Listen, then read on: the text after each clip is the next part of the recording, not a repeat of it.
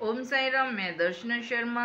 कैसे हैं आप सब? हमेशा की तरह हंसते खेलते और मुस्कुराते। जी हाँ, हंसते खेलते और मुस्कुराते, ऐसे ही रहा करो, हंसते खेलते और मुस्कुराते।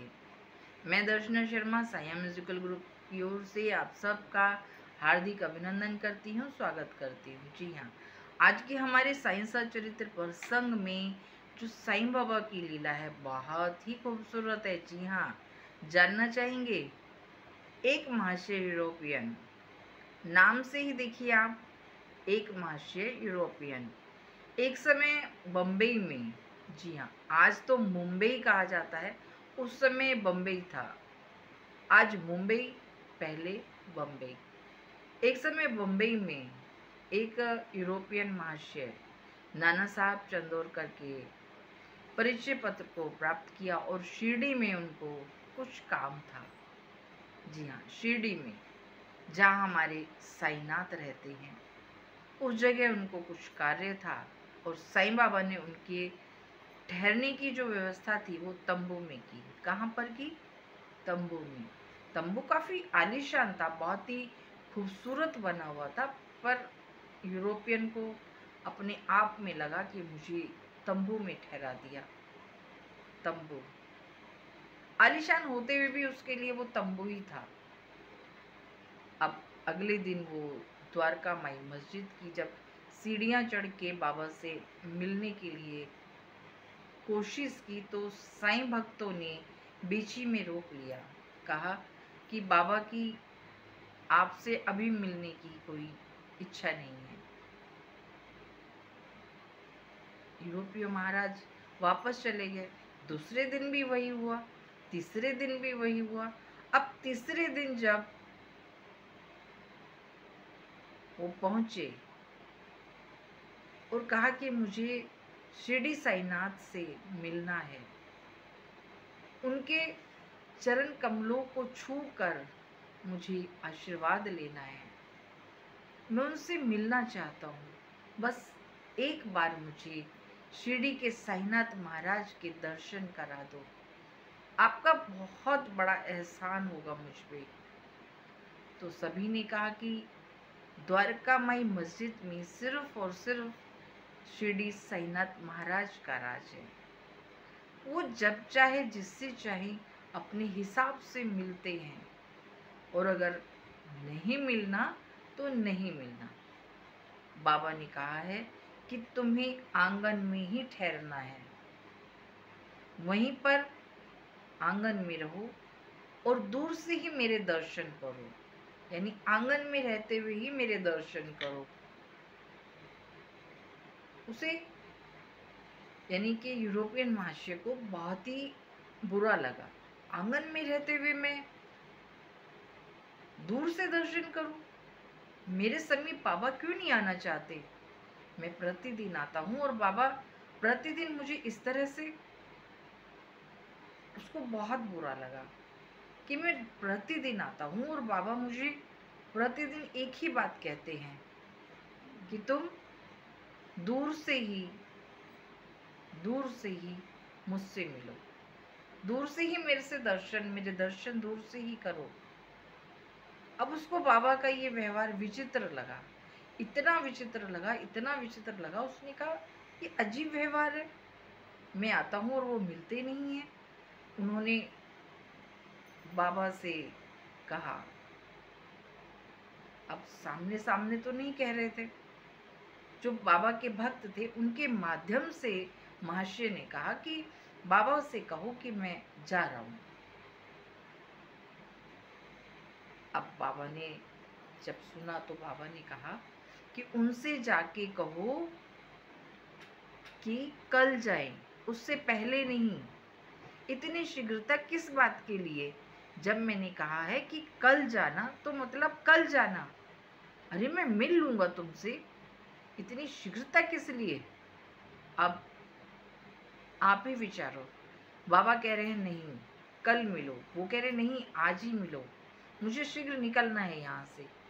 मुझे बाबा का समझ नहीं आ रहा। अब ये अक्सर होता है, हम सामने वाले के लिए सही हैं परंतु फिर भी सामने वाला हमें गलत ही ठहराएगा। वैसे ही बाबा जी के साथ हुआ। महाशय ने तांगा मंगाया और तांगा सबकी अवहेलना करते हुए, जी हाँ, सबकी अवहेलना करते हुए तांगे में बैठकर महाशय वहां से निकल गए। अब सबने कहा भी कि बाबा ने अगर कहा है कि कल मिलो तो कुछ सोच समझ के कहा होगा ना, इतनी जल्दी किस बात की। उसने कहा नहीं, मुझे जाना होगा। वो चले जाते हैं। जैसे कि पिछले अध्याय में ही मैंने कहा था, तांते पोते पाटिल का भी तांगा सामली विहीर, जी हाँ, सामली विहीर गांव जब पार करते हैं, कौन, महाशय, यूरोपियन महाशय, तो सामने से एक साइकिल चलाता हुआ एक बच्चा आ जाता है। वो क्या चला रहा था? साइकिल। अब साइकिल को चला रहा है बच्चा, सामने से आ गया तो दोनों घोड़े उसको देखकर डर जाते हैं, बिदक जाते हैं और इस तरह उसे देख के दौड़ते, इस तरह दौड़ते हैं कि उस दौड़ने के चक्कर में जो उनके महाशय जो बैठे थे वो भी पीछे लटक जाते हैं और दोनों घोड़े उन्हें खींचते हुए ले जा रहे हैं।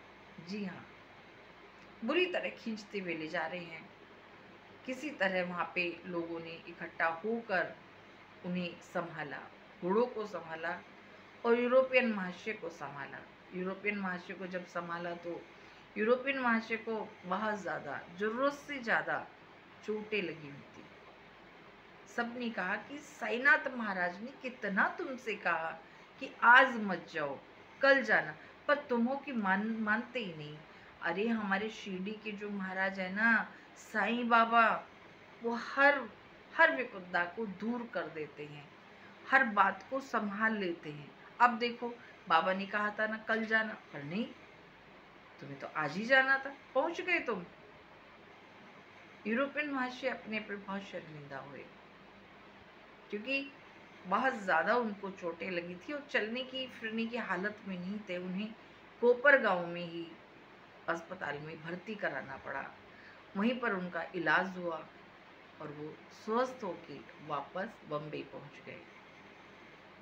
सभी शिरडी वासियों ने कहा कि साईं बाबा हमेशा अपने भक्तों के लिए अच्छा सोचते हैं। भक्त वहां तक पहुंच ही नहीं पाते। बाबा तो सबसे एक समान प्रेम करते हैं, चाहे वो कोई भी हो। बाबा ही तो कहते हैं सबका मालिक एक, अल्लाह मालिक। तो बाबा सब भक्तों से बेइंतहा प्यार करते हैं। जी हाँ, अगर यूरोपियन महाशय एक दिन के लिए रुक जाते तो शायद उनकी ये घटना रुक जाती, टल जाती। वो नहीं माने, चोट खाई और अत्य से ज़्यादा दिन कोपर गांव के अस्पताल में बिताए। स्वस्थ हुए, फिर घर गए। साईं बाबा सब पर कृपा करते हैं। जी हाँ, सब पर। हे साईनाथ महाराज, हम सब भक्तों पे अपनी कृपा बनाए रखना। इसी के साथ मैं दर्शना शर्मा अगले प्रसंग में फिर आपसे मिलूंगी। ओम साई राम। जी हाँ, ओम साई राम। आप भी मेरे साथ प्रेम से बोलते रहिएगा, ओम साई राम। जी हाँ, जब जब आपको लगे कि आपका मन विचलित है, तब तब प्रेम से कहिएगा ओम साई राम। बाबा संग संग चल पड़ेंगे और आपके तमाम कार्य बनाते चले जाएंगे। ओम साई राम। मैं दर्शना शर्मा, फिर मिलती हूँ।